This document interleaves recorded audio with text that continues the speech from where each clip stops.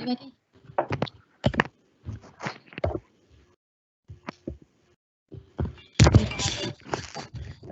Well, good evening, everybody. Good evening, members of the public listening in. This is the Cabinet meeting of the 12th of November 2020. And I'll refer you to the agenda, which has been published and circulated. And the very first item on the agenda is the minutes of the last meeting.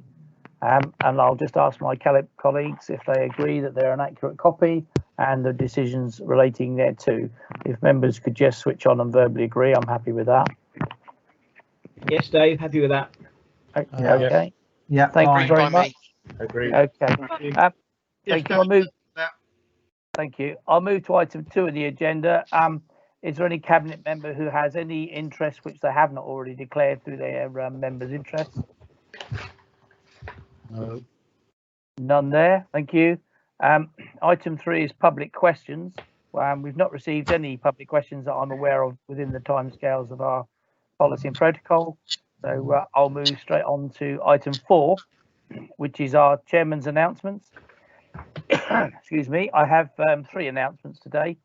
The first relates to our outbreak management board, which met today, and significant facts came out that from March of this year, the island has had a total of 770 COVID cases confirmed on the Isle of Wight, and sadly 95 deaths. A report on the impact of lockdown on the island is expected within a couple of weeks after the planned end date of the 2nd of December. So we will know what impact it's had on the island. And active planning is already underway for widespread vaccination for the island when the vaccine becomes available. I'm also pleased to see that extensive work is now underway for the distribution of further business support funding following the receipt of a £2.8 million from government. The COVID response and recovery strategy was noted by scrutiny, and the leadership approach that we're taking to the ferry companies was fully supported. If I move on now to my next item, as leaders update, the Cabinet are now developing plans for an Island Economic Recovery Forum. This will be a virtual event, possibly 2, which will involve invitations to a wide range of island business stakeholders and other interested parties who can help the council to identify how we can best provide leadership as we move to the recovery of our island from the economic position we currently stand in, and this will be through into 2021. I should also mention that the Cabinet response to the Forest Road, White House Road report has been moved to the January Cabinet meeting, pending finalisation of officer reports on completion of the inquest, which has now taken place, and our communications with our island's roads. This was noted by scrutiny. And finally, I can confirm, as I did at scrutiny, that in October I wrote a letter personally to the Prime Minister with copies to the Secretary of State Robert Jenrick, to the Chancellor Rishi Sunak, and to our Island MP Bob Seeley, to remind him of his commitment to an island deal and his importance to the island's financial future. And a response is currently awaited to that correspondence. Therefore, I'll take us now to item 5, which is appointment of a member to the new Combined Fire Authority. So a report has been circulated with the papers and seeks confirmation for the appointment of an Isle of Wight member to the new Combined Fire Authority. The authority will be fully operational in April 2021. And as the current portfolio holder, my recommendation to you is that I be appointed to the authority in accordance with the recommendation in the papers. Scrutiny committee were informed and had no comment to make. And on that basis, having circulated the paper, I look for a second to this proposal. I'll happily second that, Dave. Thank you, Councillor Brading. If I could then take us to the vote, members, and if you could just please do a show of hands or in the chat line, either way, so that we have a note. And I'll ask Marie to just make a note that. Sorry, Chairman, as the Chief Executive, I think you need to do a roll call, please, just because people are watching, so they'll need to hear. Thank you. Okay, I can do that. Thank you, Chief Executive. Well, you're on the call for starters. That's useful to know. So, Councillor Hutchinson. Yep, I approve. Councillor Abraham. 4. Councillor Gary Peace, 4. Councillor Steve Hastings, Steve Hastings, are you okay with that? You're muted, Steve. Yeah, technical difficulties, leader. That's all right. I don't know. Was that a yes? Yeah, I'm right. Microphone is now on. Yes. Approved. Approved, thank you. Councillor Whittle, 4. Councillor Brading, 4.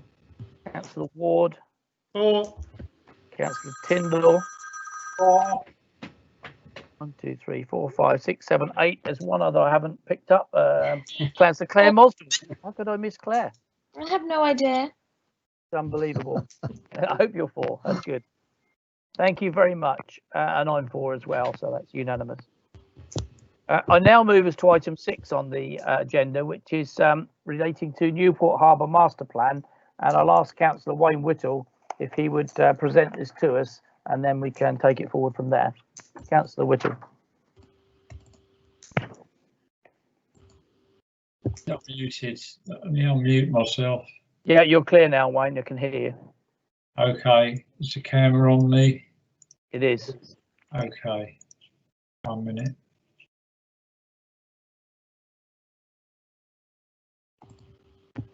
Yep, you're fully live now. Okay. Just trying to get right. So this report seeks cabinet approval of the proposed master plan for Newport Harbour. While still a work in Harbour, the potential scope for enhancing the county town, extending the town centre and bringing derelict sites and buildings back into use is a key priority for our regeneration strategy. The master plan gets a balance right between ambition and delivery, providing 3 phases of mixed-use developments, including a new cultural and conference facility for the island, with much-needed new hotel capacity. Bringing empty buildings and sheds back into use will create much-needed employment space and jobs to support our recovery. More marine leisure users will access the improved berthing facilities, contributing to our wider vision for the Medina Valley. A new cycle and footbridge will link Seaclose Park with the hospital and college, avoiding the need for traffic coming into town. New affordable housing for islanders are also part of the plans. Our consultations in helping shape the plans and on the final master plan have been extensive and inclusive. As a result of local residents and local member feedback, we intend to tweak the plans to take out the proposed affordable housing site at the entrance of Seaclose Park.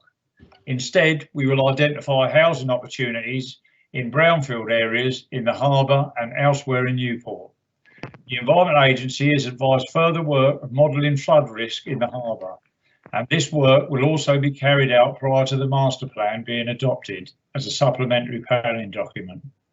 The long-running request to the MMO to revise the harbour revision order is entering its final parliamentary stage, and following the approval of the master plan today and the flood work, we will be able to actively market the development plots in time to support our recovery plan from the pandemic in 2021.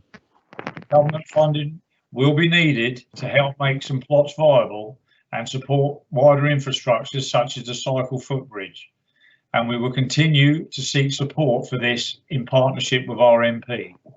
The recommendation in the report is to approve the master plan with the Seaclose gate site removed, and I would ask colleagues to please support this. Thank you. Thank you, Councillor Whittle. Can I just confirm who's seconding it?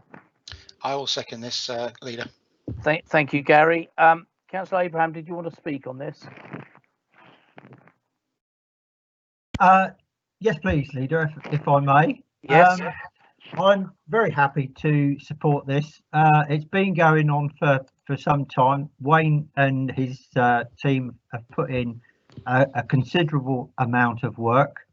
I think the idea of the cycle and footbridge across the Medina is one that hopefully we can pursue and probably get it as soon as possible.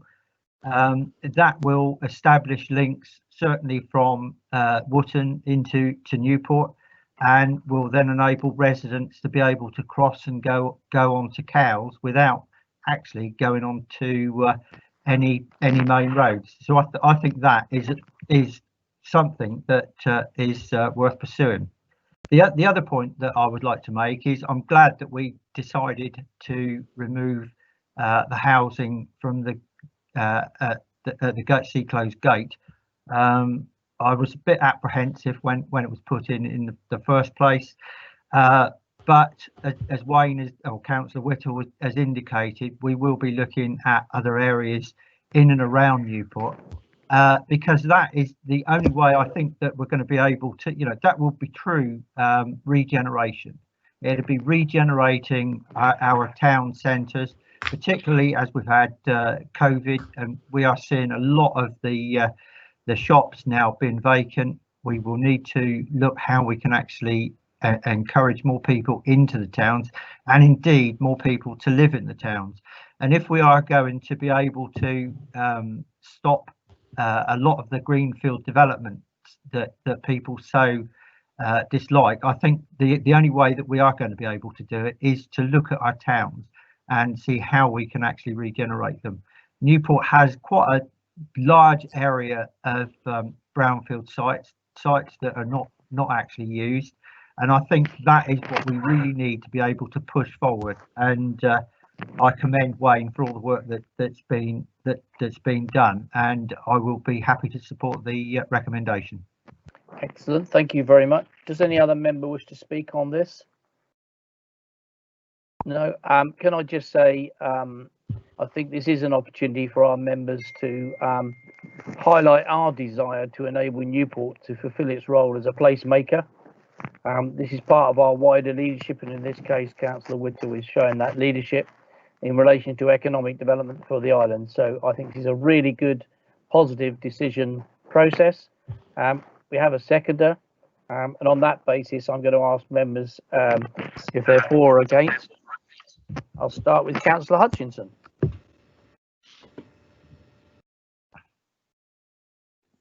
Muted. I'm for, Leader. Thank you. Councillor Abraham. For. Councillor Peace. 4, Leader. Councillor Hastings. 4. Councillor Ward. 4. Councillor Brading. 4. Councillor Whittle. 4. Yeah. Councillor Tyndall. 4. And Councillor Mosdell. 4. And I'm 4. So thank you very much, members. I think that's going to make a big difference to Newport and the island. We move now to item 7, which is the quarterly performance review. I'm going to ask the cabinet member to introduce this, highlighting any particular points he wishes to make, and then I'll invite any other members to comment on their portfolio areas in terms of performance. And I just should point out from the outset that scrutiny discussed a number of areas: children in care, Ride Transport Hub, the Ride Harbour decisions, and the feasibility of a Modena crossing, which I publicly I'm very supportive of, and success for the booking system in relation to the civic amenity sites, otherwise known as the TIP. They did ask for the risk matrix to be circulated. So I now pass you to the cabinet member, Councillor Brian Tyndall. Thank you, Leader. I'm happy to present this paper, the Performance and Finance Report for quarter ended September 2020, and look forward to the members of the Cabinet to recommend it. The only couple of things I just want to highlight. One is the executive summary, which fully explains the reason for this report. Likewise, paragraph 3 under the background outlines the 11 key outcomes that this report identifies. Now, it's a very large report, 73 pages, opened up to sections for each cabinet member and their responsibilities. So I'll leave it for you to ask them if they want to make any comments on the paper itself. Thank you. Thank you, Councillor Tyndall. Do I have a seconder for the recommendation that's at the end, first of all? Yes, Leader, I'm happy to second that. Thank you, Councillor Hastings. Members, if you could indicate now if you wish to speak. I'll go to Councillor Mosdell first. Thank you, Leader. You're live now. Thank you. As Cabinet Member for Adult Social Care and Housing Needs, it will come as no surprise to my Cabinet colleagues that the second lockdown presents further challenges on already stretched resources.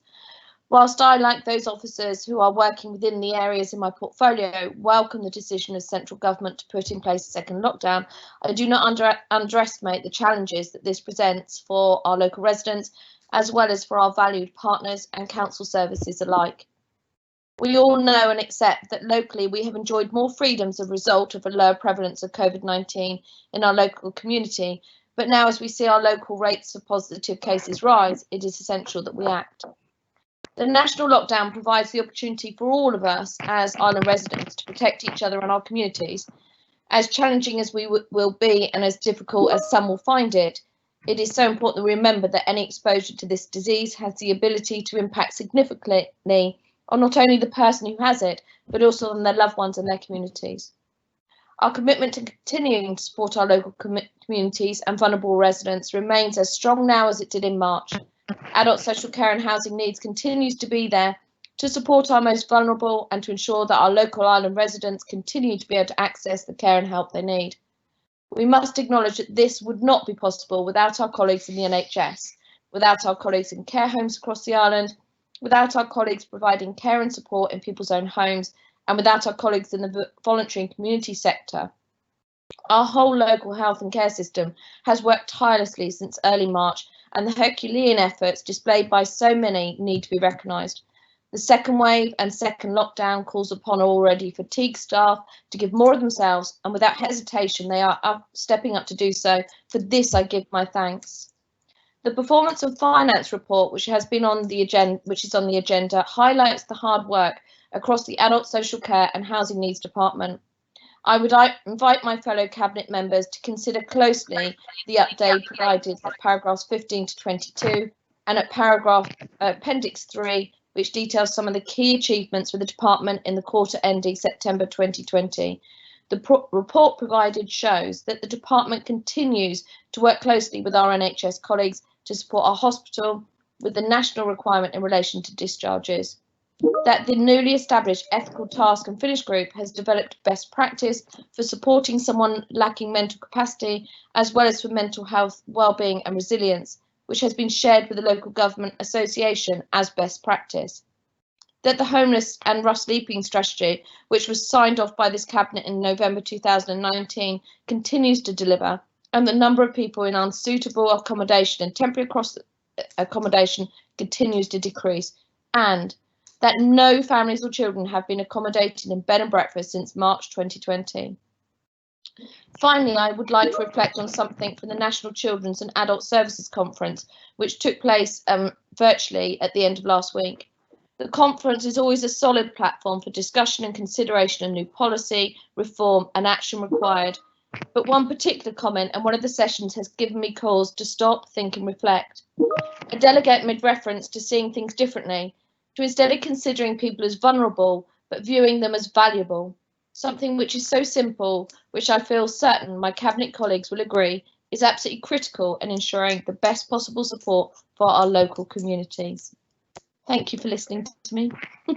Thank you, Councillor Mosdorn. It reinforces one of our priorities, which is keeping our community safe. So I do really appreciate what you've said. I've had an indication from Councillor Hastings that he would like to speak on this. Thank you, Leader. Am I there? I can hear you, and you'll be live very shortly. Shall I just crack on? Yes. Okay, just want to make a comment on the household waste recycling centres. Our two household waste recycling centres have been through a transition over recent months due to COVID-19, and I'm pleased to report that most residents are happy with our new booking system, which permits an allotted time for entry to the tip without queuing out onto the road. It's created a more certainty, quicker disposal once on site. Like most of the country, the recycling centres were temporarily shut whilst the teams developed a COVID-secure operating environment.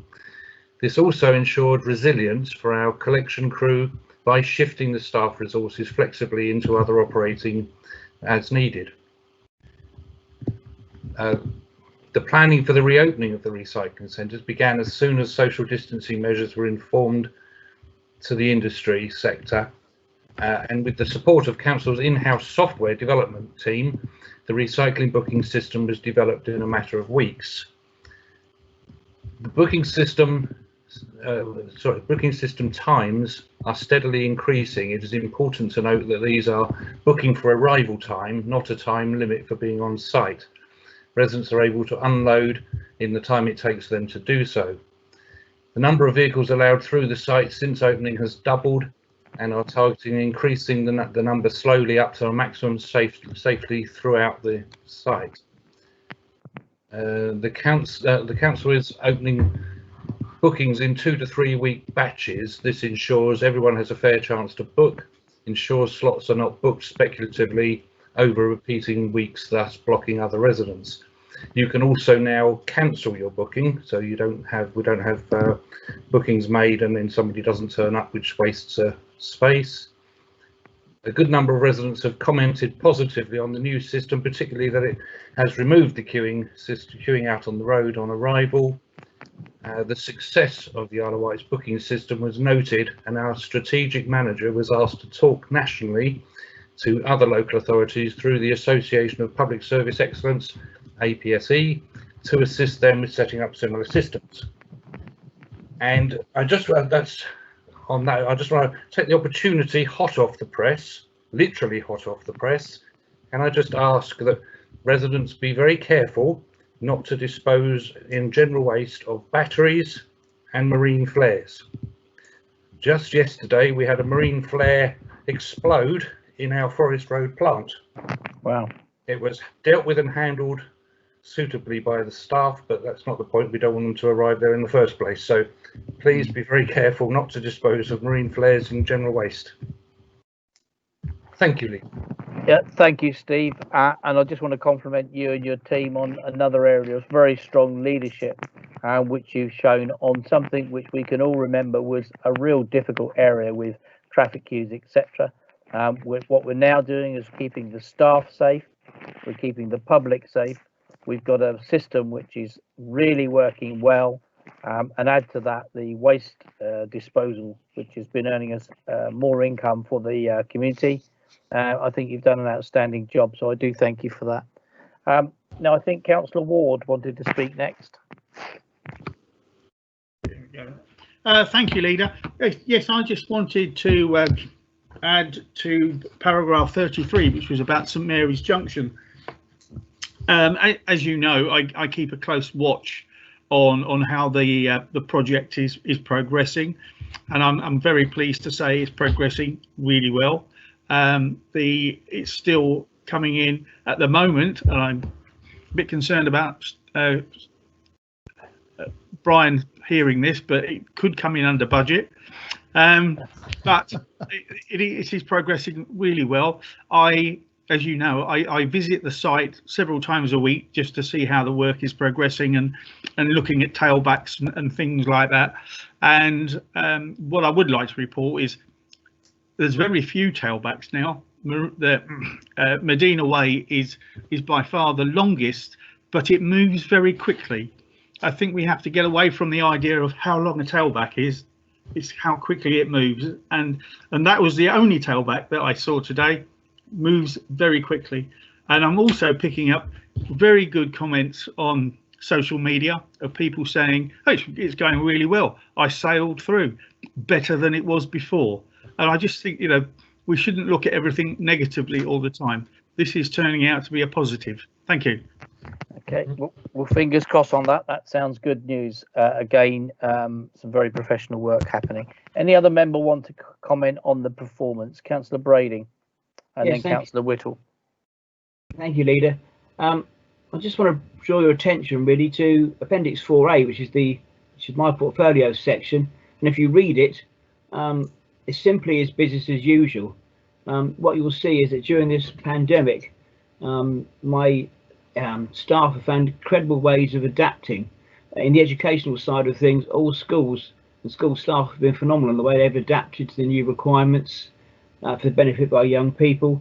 And on the social care side, it is business as usual. We've managed to maintain our over percentage delivery on meetings held. We knew there'd be volatility in the system when children went back to school. That was factored in and been dealt with. And the best thing, we've stayed at level 1 of our plan and delivered on all of our business as usual requirements. So I think I'd just like to publicly thank every member of staff that works in social services and children's services at County Hall.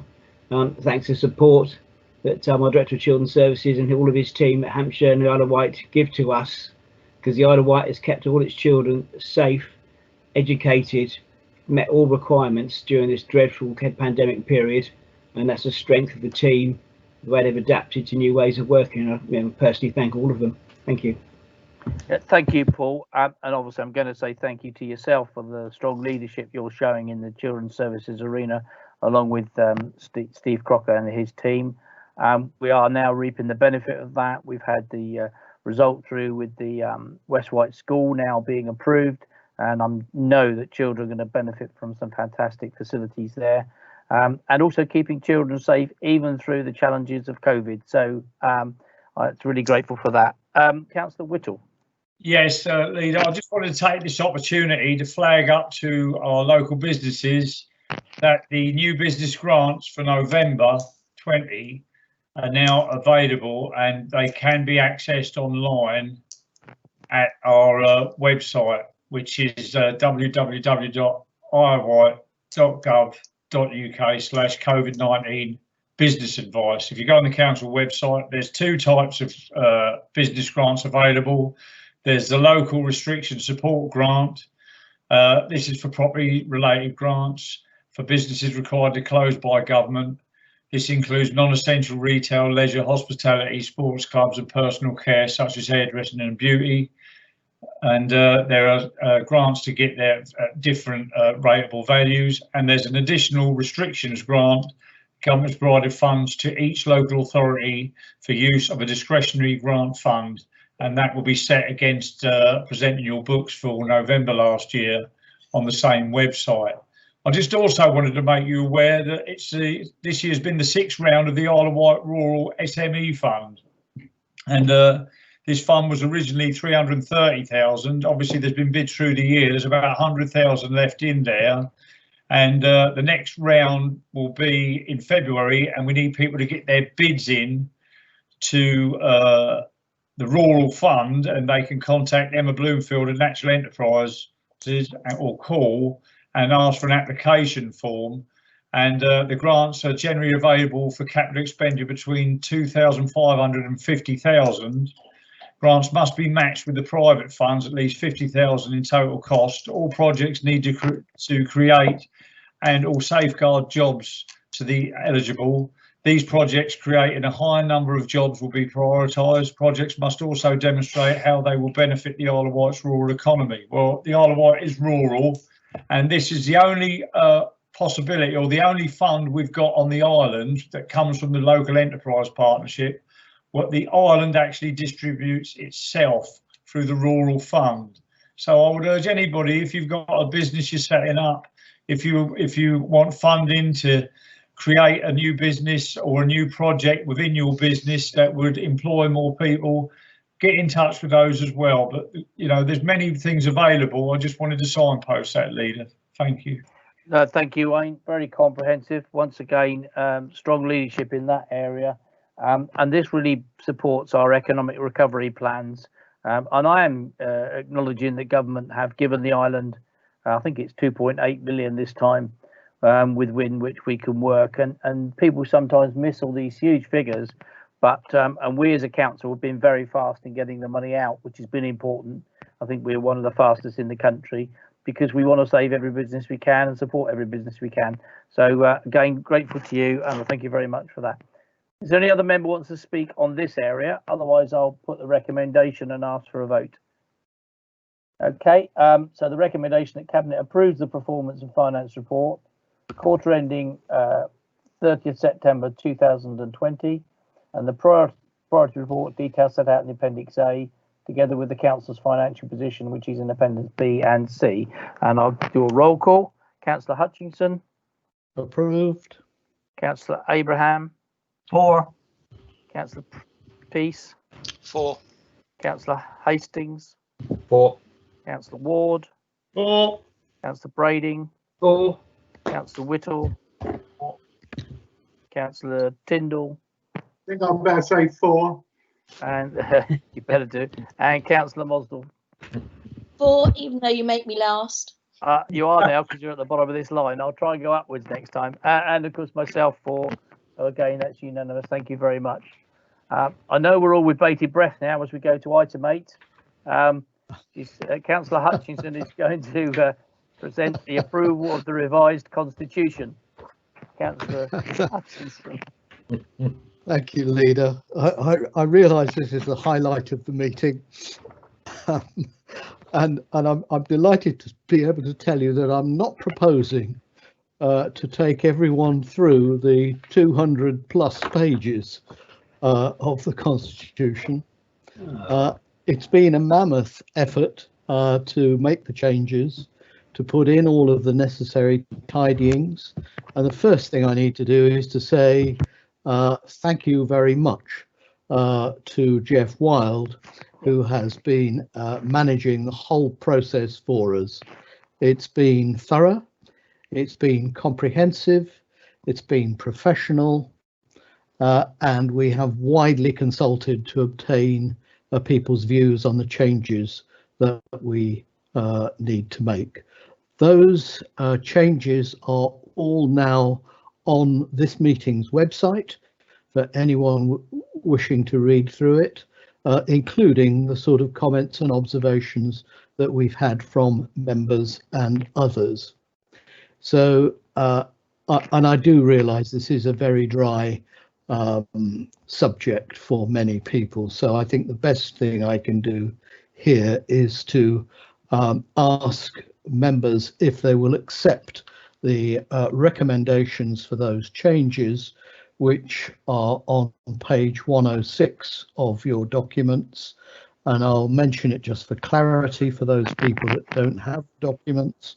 Members are being asked at paragraph 49 to approve the work that's being carried out to review and revise the Constitution, to consider the outcome of the member consultation process, including those comments made by Corporate Scrutiny Committee at its meeting on October 13th, to recommend the formal adoption of the revised Constitution at its next meeting on the 18th of this month, 18th of November. So I look for a seconder for that proposal. I'll second that, Councillor Hastings. I think as this is a constitutional document that will go to our full council, and as you rightly highlighted, I want to thank Jeff Wild, our interim monitoring officer. We talk about strong leadership, but actually we've got strong leadership across the council, and we had it here with our monitoring officer. And actually the whole of the council can't operate unless it has an effective constitution. So I think I'm very pleased to support this. And unless any other member wishes to add to it, I'll now go to the vote on this. Councillor Mosdell. You threw me. I wasn't expecting to go first. Yes, 4. Councillor Tyndall. Equally surprised, yes, 4. Councillor Whittle. 4. Councillor Brading. 4. Councillor Ward. 4. Councillor Hastings. 4. Councillor Peace. 4. Councillor Abraham. 4. Councillor Hutchinson. 4. And indeed myself 4 as well. So thank you everybody for that. We move now to an item, cabinet member announcements. I'll go round the cabinet. It's not compulsory, and I know a number of you have spoken, but if you do have anything else you wish to share with us, this is the opportunity. So I'll start with Councillor Ward. I've got nothing to add, Leader. Thank you, Councillor Ward. Councillor Brading. Yes, I'd just like to, I'll give you 4 quick updates really if I can. Thank you. I think it's important firstly on the COVID front just to keep Cabinet aware that in the last 7 days we have had now 10 instances in schools where in the school community there's been a positive COVID test. Data wise, that basically means there's currently 403 students which are self-isolating, and 16 staff. The 403 students represents about 2.5% of the school population. But in every instance of a school case has been dealt with by Public Health England, and there's different outcomes. In some years it's a year bubble that's having to self-isolate. In some it's a class. In some there's no one required to self-isolate at all because all the rules Public Health England have been observed, and the schools have been really good at being able to articulate and take the advice based upon the whereabouts and the movements of staff and the pupils. So thank you to all the schools.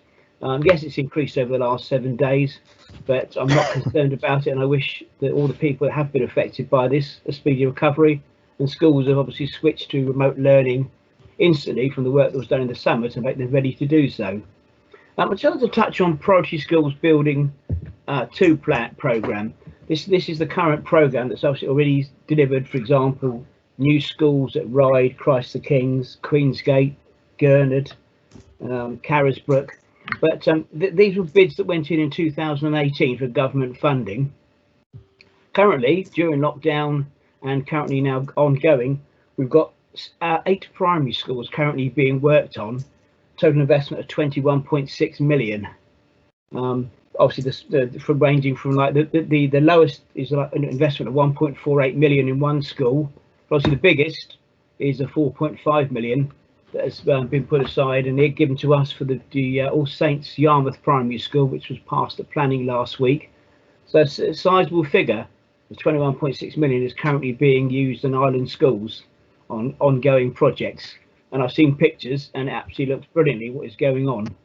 The final thing I just want to mention is the meals and support for vulnerable children and families. Following the government's announcement this week that I very much welcomed and was hoping we'd get. We have a sizable amount of money we've received. Speed now is to obviously get that allocated and sorted out, which we are doing. As you know, Leader, because I've invited you to the meeting, we're hosting a meeting next week of parties geographically covering the island with a set outcome from that meeting. Then we're then going to set up a working party, which will meet a couple of days after that. And the working party will be involved in putting together how we're going to spend this money by way of grants or whatever for me to sign off. But the overriding message is there'll be no children on the island or vulnerable families that will go without meals this Christmas, and indeed we're looking ahead of February half term. So all the children on the island will be looked after correctly and we'll allocate that money in the right way. Thank you.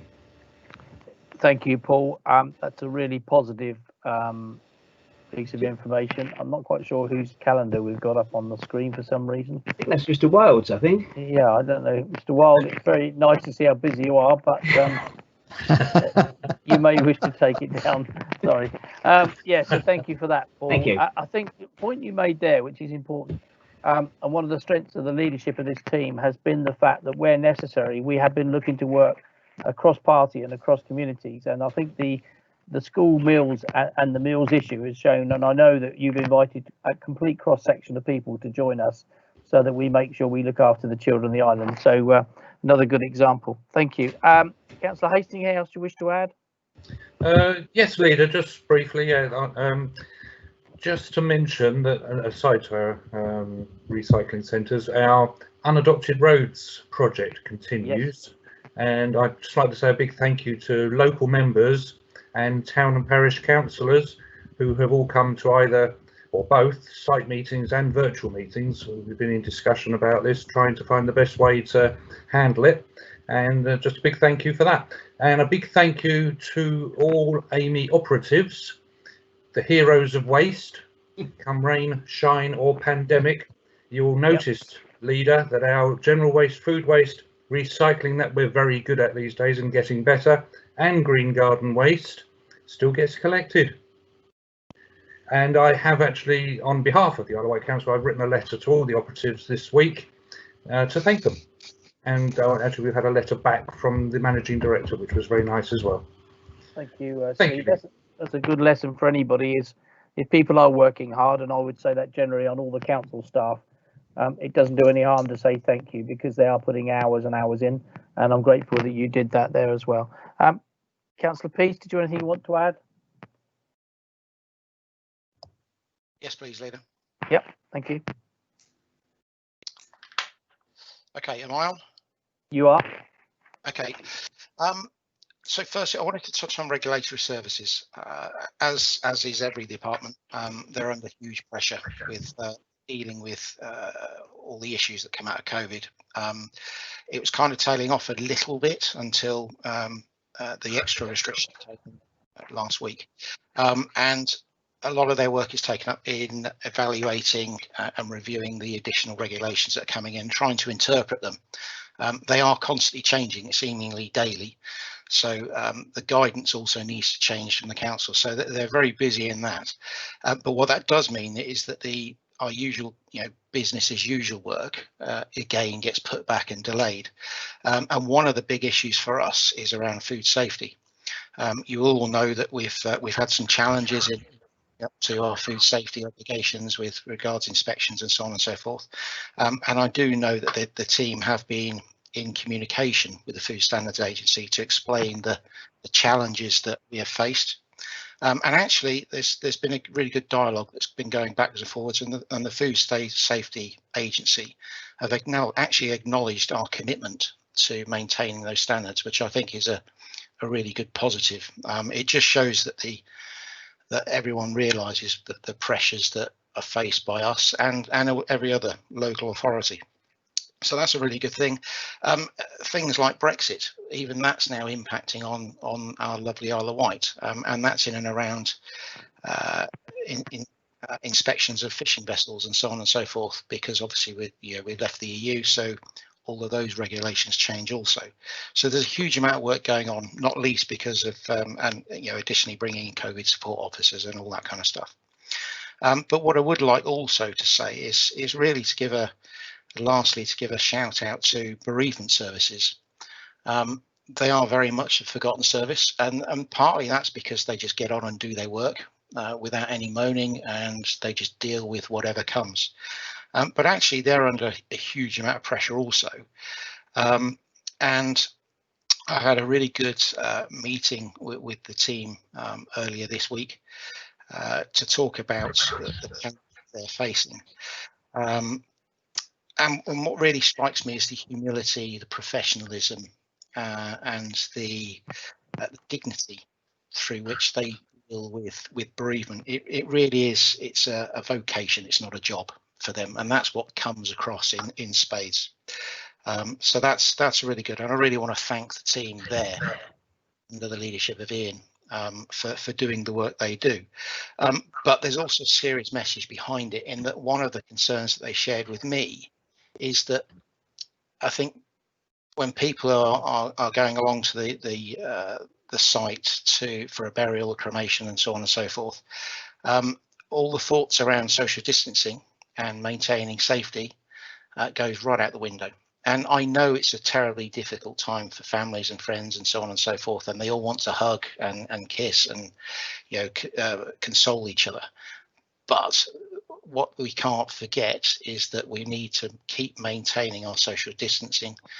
We need to wear masks. They even told me there was one story where the entire chapel was full of people, and not one of them was wearing a mask.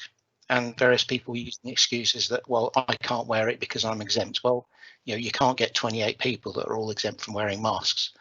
And I understand why people are doing this, but if we want to keep the numbers low on this island and keep the pressure off of St Mary's Hospital and keep the pressure off bereavement services also, we need to make sure that people are still following those guidelines, because we will fall over very, very quickly if we start getting increased deaths. So it really is vitally important that if people turn up at the crematorium, they still wear their masks and they still maintain social distancing. And the other big thing is it protects our staff. If our staff go down with COVID-19, it's not going to take very many of those people to go and become sick, or we then run into real issues with maintaining the service at the crematorium. So it's vitally important for our staff, primarily, that's my concern, but it's for the wider community to keep up with the face and the hands and the social distancing, and remember that at all times. And that's me. Thank you, Leader.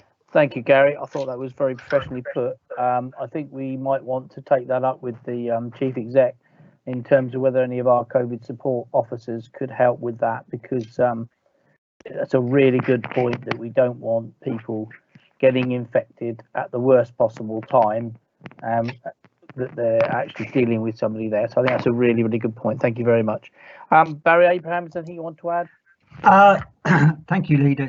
Just one point.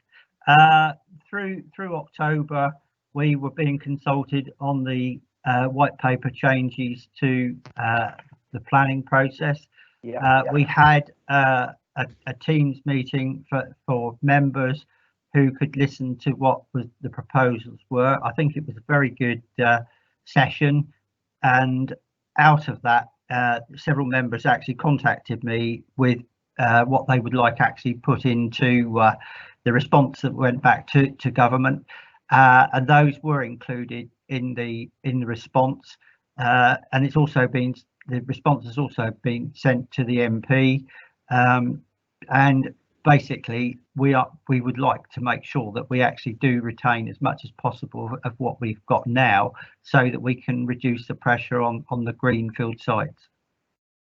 Thank you. And you echo what we've been saying as cabinet team for a while now. We want to encourage brownfield sites and not greenfield sites. And the opportunity was there. Probably Wayne will mention some of the things that are going on the Venture Keys, where we're trying to develop things. So thank you, Barry. That's very good. In fact, I'll turn to Wayne Whittle now in case he's got anything else he wishes to raise.